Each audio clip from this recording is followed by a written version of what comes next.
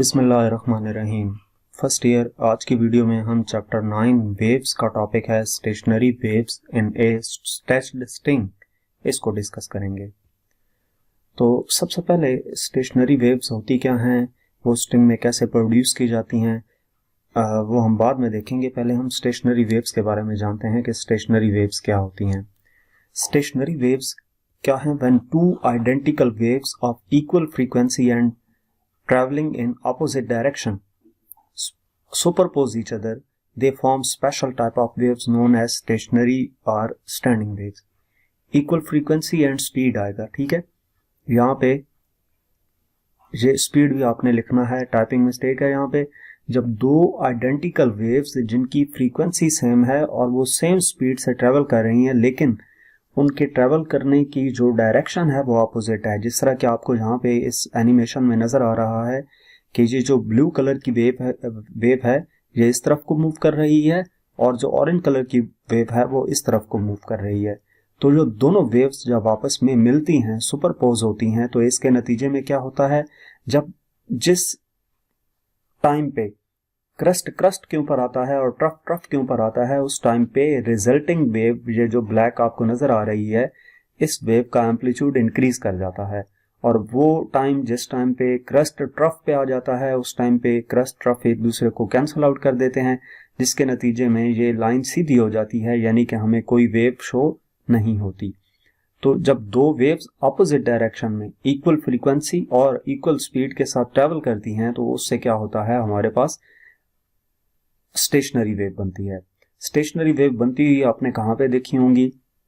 कोई भी ऐसी मशीन जिसमें मोटर लगी हो, अगर उसके ऊपर उस मोटर के चलने से वाइब्रेशंस क्रिएट होती हैं, तो उस मशीन के ऊपर अगर आप किसी बर्तन में पानी डाल के रख दें तो उसमें आप स्टेशनरी वेव्स देख सकते हैं। जैसा कि वॉशिंग मशीन है, कार का इंजन है, या फ्रिज में भी इवन कि आप इन स्टेशनरी वेव्स का मुआयना कर सकते हैं। स्टेशनरी वेव्स के बाद stationery waves in A stretched string को हम डिस्कस करते हैं। हम कंसिडर ये करते हैं कि एक स्ट्रेच्ड स्ट्रिंग है जिसकी लेंथ L है। ये ब्लू वाली जो आपको लाइन नजर आ रही है, ये क्या है? एक स्ट्रिंग है और इस स्ट्रिंग की लेंथ L है। दोनों एंड्स जो हैं इसके फिक्स हैं। इस स्ट्रिंग में जो टेंशन है वो T है। अब फ्रीक्वेंसीज ऑफ वाइब्रेशन इसमें कैलकुलेट करने के लिए हम क्या करेंगे, इस स्ट्रिंग को डिफरेंट पॉइंट्स पे प्लग करेंगे। तो हम स्टेप बाय स्टेप देखते हैं कि डिफरेंट पॉइंट्स पे प्लग करने से इस स्ट्रिंग में क्या इफेक्ट प्रोड्यूस होता है और उसकी वजह से फ्रीक्वेंसी पे क्या इफेक्ट पड़ता है। तो सबसे पहला हमारे पास पॉइंट है, when string is plugged at its middle. जब इस वही स्ट्रिंग जो स्ट्रेट थी उसको मिडल से पकड़ के प्लग करेंगे तो ये यूं करके वाइब्रेट करना शुरू हो जाएगी और इसके नतीजे में एक लूप बनेगा। लूप ये आपको नजर आ रहा है, ये लूप है। ये और ये पॉइंट नोड है और सेंटर में एंटी नोड है। Let F1 λ1 be the frequency and wavelength of either of the component transverse wave, then from figure the length of the string is equal to 1/2 of the wavelength। अगर F1 frequency हो wave की, λ1 wavelength हो, तो उसके नतीजे में जो length होगी ये स्ट्रिंग की, यानी कि यहां से लेकर यहां तक जो लेंथ है वो इज इक्वल होगी 1/2 ऑफ द वेवलेंथ के। L इक्वल टू λ1/2, तो ये 2 इधर जाकर मल्टीप्लाई होगा, λ1 इक्वल आ जाएगा 2L के। अब आप ये सोच रहे होंगे कि L कैसे इक्वल आ गया λ/2 के, ये मैंने कहां से लिख दिया। ये पहली चीज तो ये कि मैंने स्टेटमेंट में लिखा है, अगर F1 फ्रीक्वेंसी है, λ1 वेवलेंथ है, तो डायग्राम की मदद से हम ये देख सकते हैं कि length of the string is equal to 1/2 of the wavelength. Length of the string यहां से लेकर यहां तक हमने L कहा था इसको, यहां से लेकर यहां तक λ/2 के इक्वल कैसे है उसको मैं एक और डायग्राम के जरिए से आपको एक्सप्लेन करता हूं। तो लेट्स सपोज हमारे पास वेव जनरेट हो रही है, साइन वेव। अब इसको अगर आप गौर से देखें तो कोई भी पॉइंट जहां से आप वेव स्टार्ट कर रहे हैं, ये यहां से स्टार्ट हुई तो ये क्रस्ट आया और ये ट्रफ, तो यहां पर जाकर ये एक वेव कंप्लीट हो गई है। उससे आगे तो दोबारा वही वेव रिपीट हो रही है ना। यहां से लेकर यहां तक पहुंचने के बाद यही पॉइंट यहां से दोबारा आ जाता है, यानी कि ये वेव आगे रिपीट हो रही है। तो वेव लेंथ क्या होती है? एक वेव की लेंथ को वेव लेंथ कहते हैं। The length of the wave is called wave length. तो यहां से लेकर यहां तक, जहां पे ये दो लाइंस मैंने पॉइंट आउट की हैं, इनके दरमियान जो डिस्टेंस है इसको वेव लेंथ कहेंगे, लैम्डा से उसको डिनोट करेंगे। अब अगर इस डिस्टेंस को हाफ कर दिया जाए, यानी कि यहां से लेकर यहां तक डिस्टेंस देखा जाए, सेंटर में एक और लाइन लगाई, जब इसको हाफ कर दिया तो इसका मतलब क्या हुआ, अगर टोटल ये लैम्डा था तो ये कितना हो जाएगा, हाफ, यानी कि लैम्डा बाय 2। और अब इसका भी अगर हम मजीद हाफ कर देते हैं तो lambda by 2 divided by 2 equal हो जाएगा लैम्डा बाय 4 के। ठीक है, ये कंप्लीट वेव की वेवलेंथ लैम्डा, हाफ वेव की वेवलेंथ लैम्डा बाय 2 और उसका क्वार्टर जो है वो लैम्डा बाय 4 के इक्वल है। अब अगर इसको लूप्स की सूरत में देखें, स्टेशनरी वेव्स की सूरत में देखें, तो ये इस तरह की वेव हमारे पास लूप्स की सूरत में क्रिएट होती है। अब इसका मतलब क्या है कि यहां से लेकर यहां तक जो कंप्लीट वेवलेंथ थी उसमें 2 लूप्स थे और लैम्डा बाय 2 के लिए 1 लूप है। ये क्रस्ट और ये ट्रफ, ये आप देख सकते हैं इसमें एक लूप बना हुआ है, 2 नोड हैं, तो इस वजह से हमने यहाँ पे एल लैम्डा बाय 2 के इक्वल लिखी है। फर्स्ट पॉइंट डिस्कस कर रहे हैं, इस वजह से सब स्क्रिप्ट में हम 1 लिख रहे हैं। जब सेकंड डिस्कस करेंगे उसमें 2 लिखेंगे, थर्ड डिस्कस करेंगे तो उसमें 3 लिखेंगे। तो एल इक्वल आ जाता है लैम्डा 1 बाय 2 के, यानी कि लैम्डा 1 इक्वल आ जाएगा 2L के। ये वेवलेंथ आ गई फर्स्ट के लिए। अब हमने क्या कैलकुलेट करना है, हमने फ्रीक्वेंसी कैलकुलेट करनी है। तो हम जो जानते हैं फ्रीक्वेंसी का फार्मूला, वेलोसिटी, फ्रीक्वेंसी और वेवलेंथ का formula v equal to F lambda है। अब v equal to f1 lambda 1 से हमने फ्रीक्वेंसी कैलकुलेट करनी है, तो f1 इक्वल आ जाता है v ओवर लैम्डा 1 के। ठीक है, यानी कि f1 equal to v divided by lambda 1 की वैल्यू क्या थी 2L, तो वो यहां पे पुट कर दी, f इक्वल आ गया v डिवाइडेड बाय 2L के। तो इसका मतलब क्या हुआ कि f1 equal to v over 2L, इसको हम फंडामेंटल फ्रीक्वेंसी कहते हैं, इसको फर्स्ट हार्मोनिक कहते हैं या फर्स्ट मोड ऑफ वाइब्रेशन भी कह सकते हैं। पेपर में जो चीज भी पूछा जाए, fundamental frequency of stationery waves की बात की जाए, फर्स्ट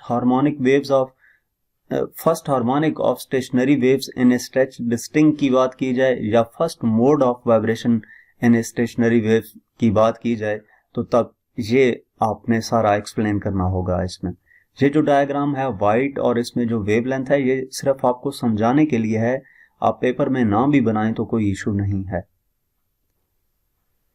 नेक्स्ट आपके पास सेकंड पॉइंट है इसका। अब सेकंड पॉइंट पे हम क्या करते हैं कि यही जो स्ट्रिंग है इसको 1/4 ऑफ इट्स लेंथ पे हम प्लग करते हैं, यानी कि पहले सेंटर से इसको पकड़ के ऊपर की तरफ किया था, अब हम क्या करते हैं इस पॉइंट से पकड़ के ऊपर की तरफ करते हैं। तो क्या होगा, इसमें ये जब वाइब्रेट करेगी तो 2 लूप्स क्रिएट हो जाएंगे, एक ये वाला लूप और एक ये वाला लूप। तो अब इस वेव की फ्रीक्वेंसी को f2, वेवलेंथ को लैम्डा 2, और इसकी मदद से जो इस वेव की लेंथ आएगी इस फिगर के मुताबिक, वो इक्वल होगी 2 हाफ्स ऑफ द वेवलेंथ के। यानी कि एक जो लूप था उसको हमने लैम्डा बाय 2 कहा था ना, तो ये दूसरा लूप है lambda by 2 plus lambda by 2 हो जाएगा, यानी कि L इक्वल हो जाएगा lambda by 2 plus lambda by 2 equal to, इनका एलसीएम लेंगे 2 आएगा, तो lambda plus lambda 2 lambda by 2, ये लैम्डा 2 आ जाएगा। तो यहां से लैम्डा 2 इक्वल आ गया L के। ये वैसे भी एक वेव कंप्लीट हो चुकी है, वेव की वेव लेंथ लैम्डा होती है, तो इस वजह से हमने लेंथ इसकी लैम्डा लिख दी। और अगर आप स्टेप्स में देखना चाहें तो आपने ये बात याद रखनी है कि कंप्लीट लूप की वेवलेंथ लैम्डा बाय 2 होती है, तो ये कंप्लीट लूप एक है लैम्डा बाय 2 और ये दूसरा लूप है, तो 2 लैम्डा बाय 2 ऐड होंगे, इससे लैम्डा 2 आ जाएगा, लैम्डा 2 इक्वल आ जाएगा L के। अब हम इसकी फ्रीक्वेंसी फाइंड कर लेंगे। हमारे पास फ्रीक्वेंसी का फार्मूला है v equal to F lambda, इसमें से f इक्वल आ जाएगा v डिवाइडेड बाय लैम्डा के, यानी कि f2 equal to v over lambda. अब v ओवर लैम्डा आ गया है, अगर हम इसको v ओवर L आ गया है, इसको अगर हम L क्यों लिखा, लैम्डा 2 की वैल्यू हमारे पास L है, तो लैम्डा 2 की जगह पे L लिख दिया। अब ये जो फ्रीक्वेंसी आई है f2 equal to v over L, अगर हम इसको v डिवाइडेड बाय 2L बना दें तो v बाय 2L हमारे पास f1 की इक्वल आया था, तो इसको f1 हम लिख सकते हैं। तो हम क्या करेंगे, 2 से मल्टीप्लाई और डिवाइड कर देंगे, f2 इक्वल आ जाएगा 2 into v divided bye 2L, अब v ओवर 2l हमारे पास पिछली स्लाइड के मुताबिक f1 के इक्वल था, तो इस वजह से f2 इक्वल आ जाएगा 2f1 के। इसका मतलब क्या हुआ कि जब स्ट्रिंग वाइब्रेट करती है 2 लूप्स में तो उसकी फ्रीक्वेंसी ऑफ वाइब्रेशन डबल हो जाती है फंडामेंटल फ्रीक्वेंसी की निस्बत, यानी कि नंबर ऑफ लूप्स इंक्रीज हुए तो फ्रीक्वेंसी इंक्रीज कर गई, और ये 2 आ गया है तो ये सेकंड हार्मोनिक है या सेकंड मोड ऑफ वाइब्रेशन भी इसको कहते हैं। इसके बाद तीसरा पॉइंट है। तीसरे पॉइंट में हम क्या करते हैं कि स्ट्रिंग जो है उसको 1/6 ऑफ इट्स लेंथ से हम प्लग करते हैं, यानी कि इस पॉइंट से पकड़ के ऊपर की तरफ प्लग करते हैं। तो उसके नतीजे में क्या होगा, 3 लूप्स क्रिएट हो जाएंगे। पहले में 1 लूप था, दूसरे में 2 लूप बने और तीसरे में 3 लूप क्रिएट हो गए हैं। अब अगर इसकी वेव की वेव लेंथ को लैम्डा और इसमें प्रोड्यूस होने इस वेव की फ्रीक्वेंसी को एफ का नाम दें, तो इसके नतीजे में हम डायग्राम की मदद से देख सकते हैं कि 1 लूप, 2 लूप और 3 लूप, यानी कि λ/2 प्लस λ/2 प्लस λ/2, 3 λ/2 ऐड होंगे। तो इनका जब एलसीएम लेंगे तो ये हमारे पास 3 λ/2 आ जाएगा। L इक्वल टू 3 λ/2 की से हम लैम्डा अगर एक तरफ करना चाहें तो 2 इधर जाकर मल्टीप्लाई होगा और 3 डिवाइड हो जाएगा, यानी कि λ3 इक्वल आ जाएगा 2L/3 के। अब इसके बाद हम फ्रीक्वेंसी फाइंड करते हैं, तो हमारे पास वेलोसिटी, फ्रीक्वेंसी और वेवलेंथ का formula v equal to F lambda है। v इक्वल टू f3 λ3, यहां से f3 इक्वल आ जाएगा v डिवाइडेड बाय λ3 के। f3 equal to v divided by λ3 हमारे पास किसकी इक्वल था, 2L/3 के। तो इसको सिंप्लीफाई करेंगे, ये 3 ऊपर चला जाएगा, 3v/2L हो जाएगा। v/2L को हम ब्रैकेट पे कर लेंगे और 3 बार लिख देंगे। इसको इस वजह से ऐसे लिख रहे हैं कि v/2L हमारे पास f1 के इक्वल था, तो ये f3 इक्वल आ जाएगा 3f1 के। यानी कि when the string vibrates in 3 loops, its frequency of vibration will be 3 times as compared to its fundamental frequency। यानी कि 2 लूप्स थे तो 2f1 आया, 3 लूप्स बन गया तो 3f1 आ गया। तो इसको हम थर्ड हार्मोनिक या थर्ड मोड ऑफ वाइब्रेशन भी कहते हैं। अब इस सारी ये जो हमने 3 स्लाइड्स देखी, f1 कैलकुलेट किया, f2 कैलकुलेट किया, f3 कैलकुलेट किया। नेक्स्ट हमारे पास ये देखें, अगर क्या हमारे पास एक वेव हो जिसमें n नंबर ऑफ लूप्स हैं, पहले 1 लूप क्रिएट किया था, फिर 2 क्रिएट किए, फिर 3 क्रिएट किए। अगर हमारे पास n नंबर ऑफ लूप्स हों तो उस वेव की फ्रीक्वेंसी को हम mn कह दें और वेव लेंथ को λn कह दें, तो इसकी मदद से हम ये देख सकते हैं कि वो जो लेंथ हम लिखते आए थे, जितने लूप्स होते थे उतने λ/2 ऐड करते थे। जब n नंबर ऑफ लूप्स हैं तो n नंबर ऑफ λ/2 एड्स होंगे, तो ये इक्वल आ जाएगा n λn/2 के, यानी कि λn इक्वल आ जाएगा 2L/n के। ये हमारे पास एक जनरल फार्मूला है। इसमें n क्या है, n कोई भी वैल्यू हो सकती है। अगर 10 लूप्स बनेंगे तो λ10 इक्वल टू 2L/10 आ जाएगा। तो ये इस तरीके से हमारे पास ये एक जनरल फार्मूला आ गया जब लूप्स बने हों एक वेव में तो उसकी वेवलेंथ कैलकुलेट करने का। अब इसके बाद हम जिस तरह पिछले स्टेप्स में फ्रीक्वेंसी देखते थे, तो यहाँ पे भी फ्रीक्वेंसी अगर आप देखें, n लूप्स की फ्रीक्वेंसी, f2 लूप्स थे तो f2 इक्वल टू 2f1 था, 3 लूप्स थे तो f3 इक्वल टू 3f1 था। इसी तरह 4, 5, 6 जितने लूप्स होंगे उतने नंबर ऑफ फंडामेंटल फ्रीक्वेंसीज आ जाएंगी, यानी कि इसको हम जनरलाइज करके fn इक्वल टू nf1 लिख सकते हैं। तो ये हमारे पास 2 जनरल फार्मूले आ गए। अगर आपको किसी न्यूमेरिकल में यूज करने पड़े जहां पे number of wave length calculate करनी हो, λn कैलकुलेट करना हो और फ्रीक्वेंसी कैलकुलेट करनी हो n लूप्स की, तो उस सूरत में ये 2 फार्मूले यूज किए जाएंगे। अब इस सारी डिस्कशन से हमने कंक्लूड क्या किया वो देखते हैं। सबसे पहला point, the string resonates only if it is a whole number multiple of half wavelength. String कब रेजोनेट कर रही है, जब वेवलेंथ कितनी थी, half wavelength, whole number multiple of half wavelength, यानी कि 1 लूप था तो λ/2 था, 2 लूप हुए तो 2 λ/2 हो गया, 3 लूप हुए तो 3 λ/2 हो गया, 4 लूप होंगे तो 4 λ/2 अप टू सो ऑन। आप बैक करके बेशक स्लाइड्स देख भी सकते हैं, वहां पे आपको नजर आएगा कि L इक्वल था λ/2 के, जो फर्स्ट लूप के लिए था। 2 लूप्स बने तो L इक्वल टू 2 λ/2 आ गया, 3 लूप्स बने तो L इक्वल टू 3 λ/2 आ गया। तो ये इस तरीके से अप टू सो ऑन हमारे पास L की वैल्यू आ जाती है। मतलब क्या है कि whole number multiple of half wavelengths हैं। 2 हमारे पास क्या है point, stationary waves on a string can be set up only with discrete set of frequencies. Discrete set of frequency से मुराद f1, f2, f3 up to fn।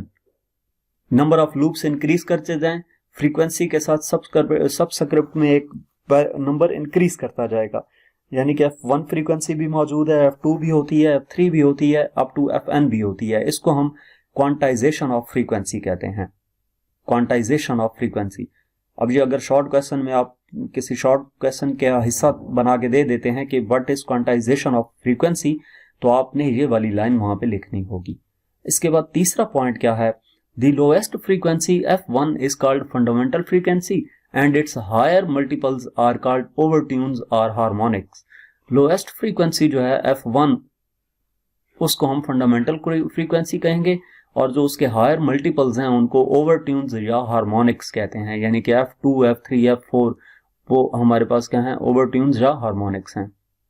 इसके बाद fourth point क्या है, as the string vibrate in more and more loops its frequency goes on increasing but wavelength gets correspondingly decreasing. जब string vibrate करती है ज्यादा से ज्यादा लूप्स में, यानी कि जो जो उसके लूप इंक्रीज करते जाएं तो फ्रीक्वेंसी इंक्रीज करती जाती है।